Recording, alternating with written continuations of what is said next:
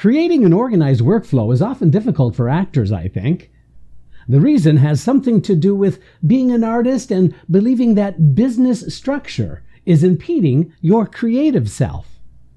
I have a different point of view. It is only when you address your lack of being a well-organized actor will you be able to turn your artistry and imagination into your best work. The Organized Actor on this episode of Casting Actors Cast. This is Casting Actors Cast, the podcast video for actors in the business of show to help make a difference in your acting and your acting career. Here's your host, Jeffrey Dreisbach. Well, hello and welcome to this episode of Casting Actors Cast. I'm casting partner Jeffrey Dreisbach with the McCorkle Group in New York. How are you? I hope you're having a good day. I'm having a really good day and really looking forward to providing some tips and some ideas about how to get more organized, especially this time of year. Here we are in the spring. This is the time to clean out the closets. This is the time to make sure you are ready for the next best thing. But first, this is that moment of the podcast where I get to say thank you for tuning into Casting Actors Cast. It's been so much fun bringing these podcasts, these podcast videos to you. Listen, if you haven't done so already, please go to the website, castingactorscast.com. There you're going to find all kinds of information, not only about the podcast, but there's also a little form there that says dive into the talent pool. You give me your name and your email address, and you can ask a question or leave me a review or a note or say hi, whatever you want to do, that's fine. But when you do that, it opens up some freebies. One is a book that I wrote called Conversation Pieces Out of the Studio, the voiceover workshop for professional actors. It's a 100-page PDF all about doing voiceover work. Now, also there at the same place is a free private video that's up on YouTube, but it is a privately listed video called Casting Secrets, what they don't tell you.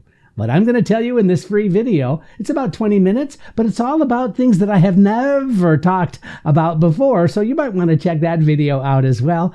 And finally, my good friends at Actors Connection, Colleen and Tony, continue to do really excellent programming, and they are also doing some classes now in person at Pearl Studios here in New York City. But don't despair if you can't get to Actors Connection in New York. They're still doing all kinds of online programming with classes, workshops, and seminars. Go to actorsconnection.com/New York. Now, quickly, a couple of other announcements that I'm just excited to make. One is on May 22nd at 7 p.m., you want to think about going to Chelsea Music Center in New York City. Just look up Chelsea Music Center. There I will be a guest judge for Battle Axe. BattleAxeLive.com is the place to go. And this is an amazing place where actors can sign up and literally for free join the Battle Axe competition. There's prizes, there's just all kinds of fun. It's in a really amazing venue.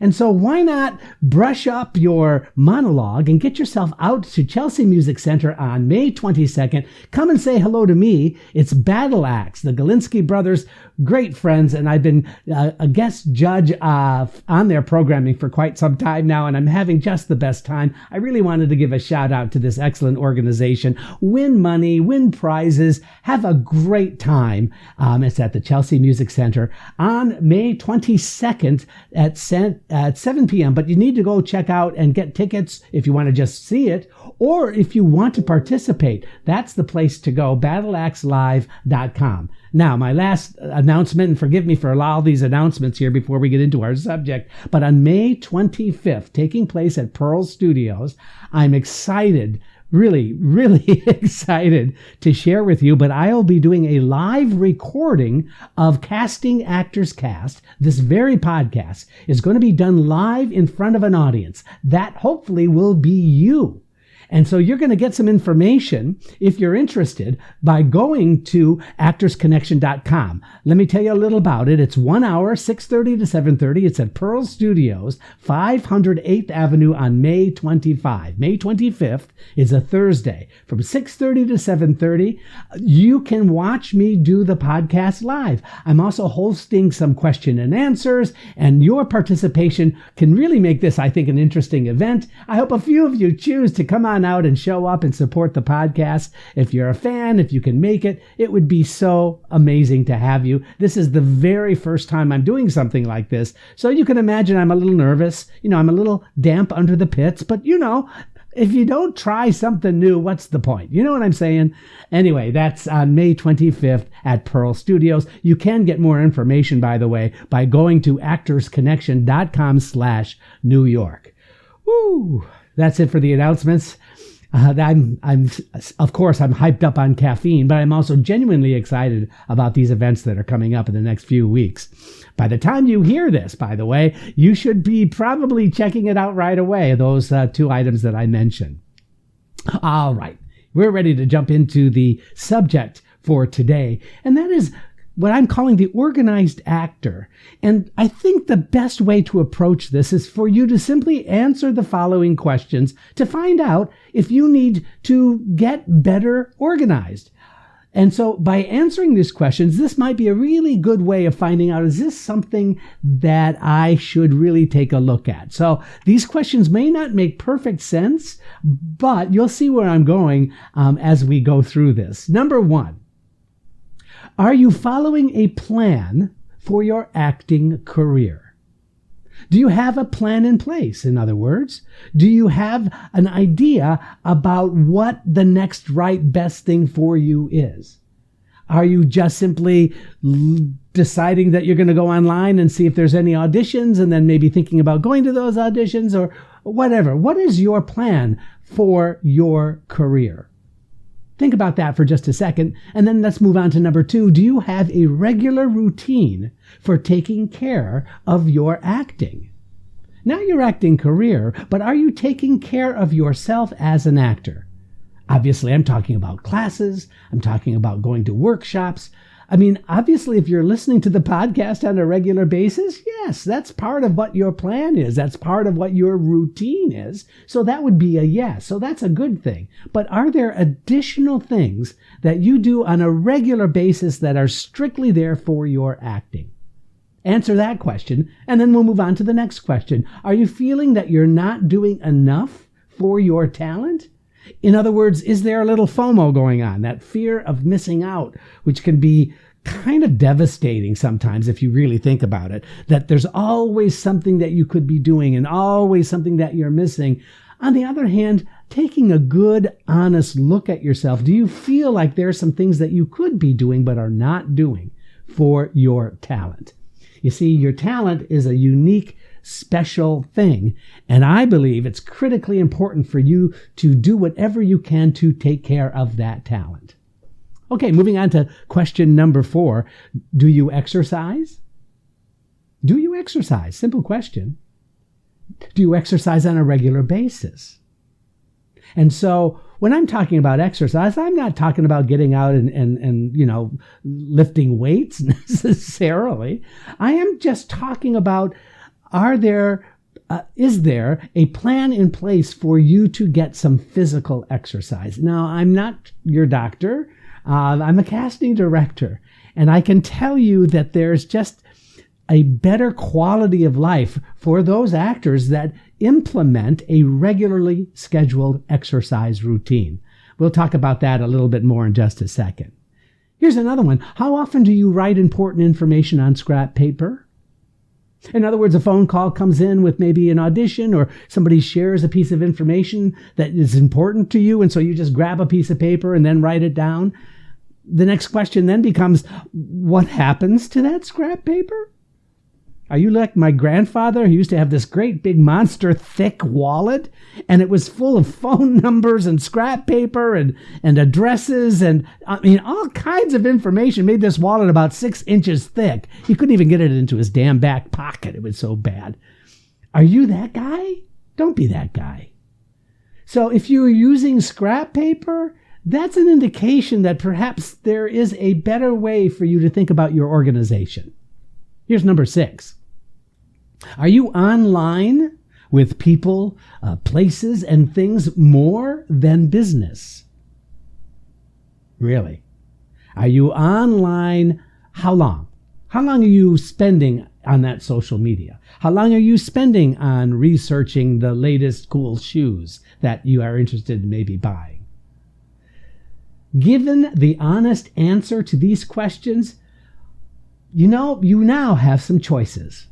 And so if you've answered those questions, let's go back through each of those questions and talk about solutions to some of these questions that I've asked. Number 1, I think it's really critically important for you to use a calendar, a daily planner, a digital organizer, something for your plan.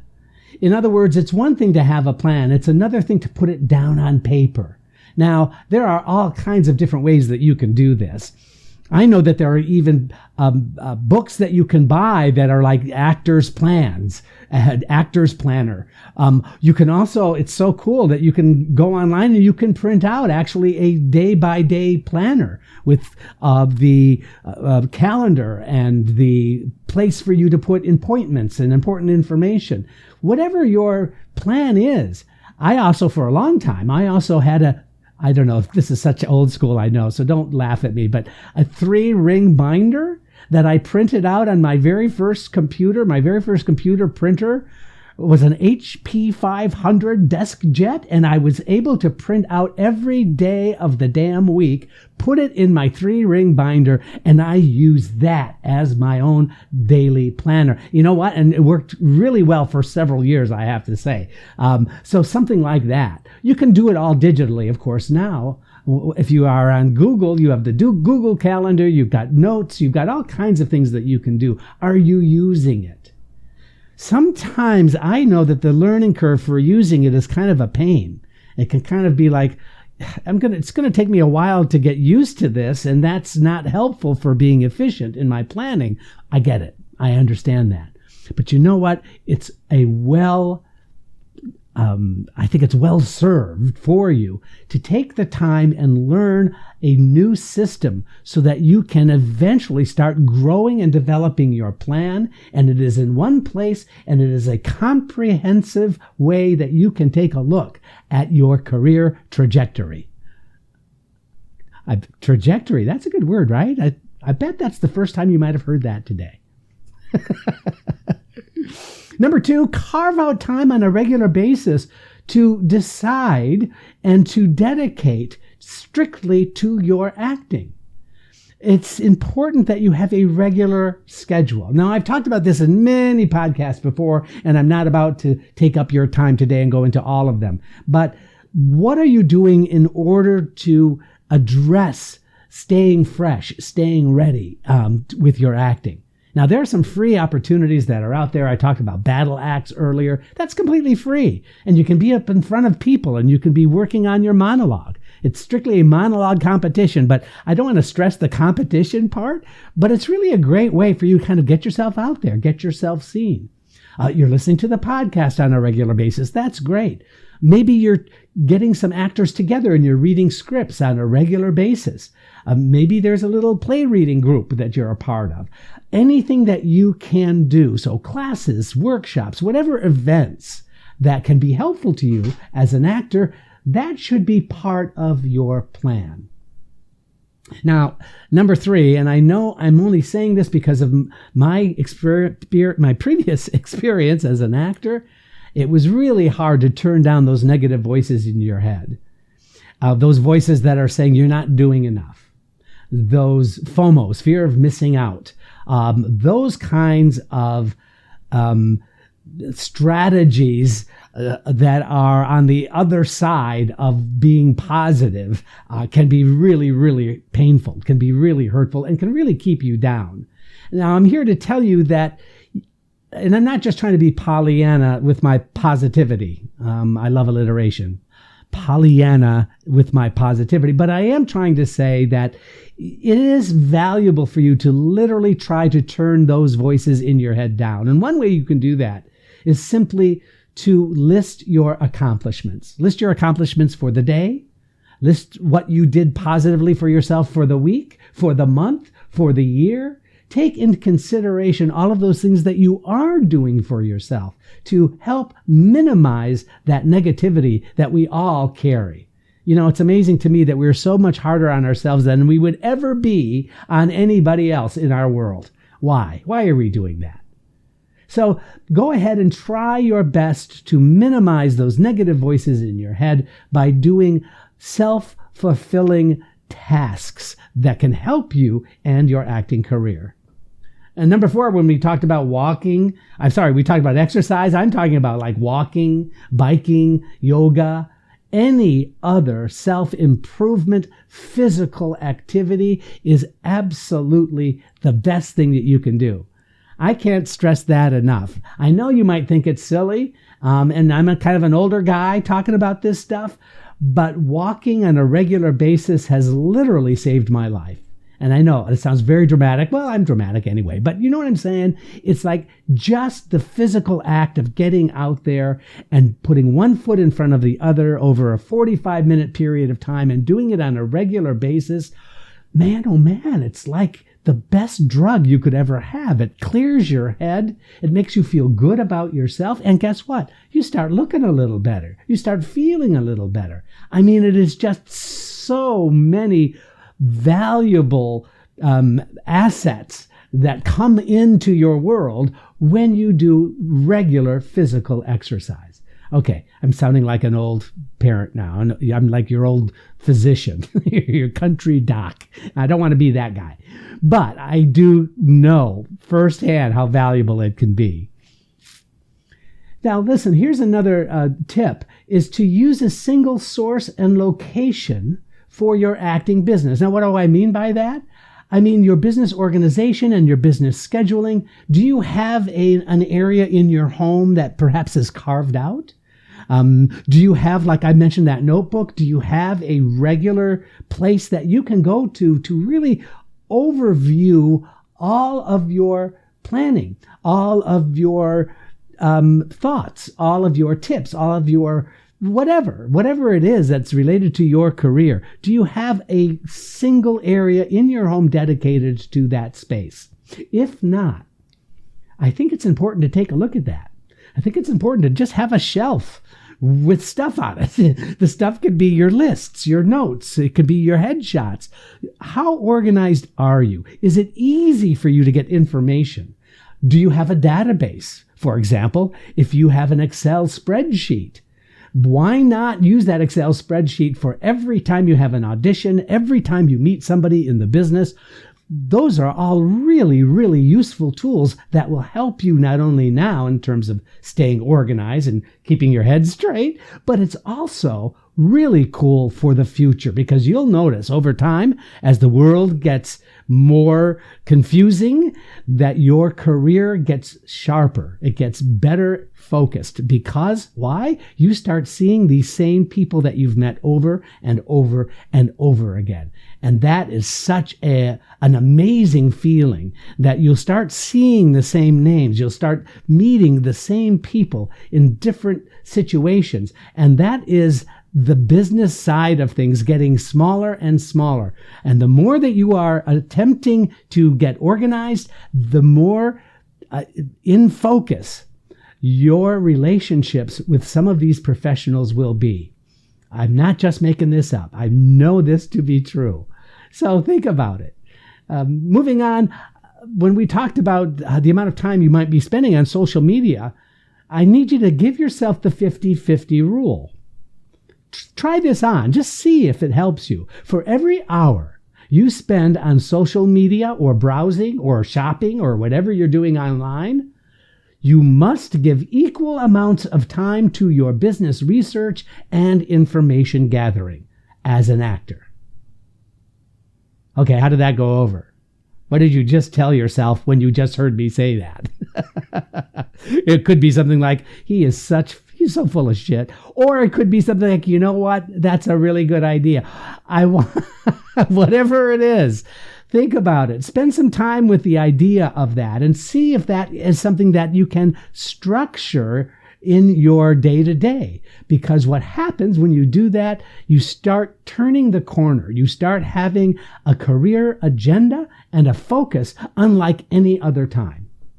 Now, having said all of that, be careful not to beat yourself up over your perceived lack of business organization. It's not helpful to do that. Use the frustration that you might have over this instead to energize a new plan of action for your acting career.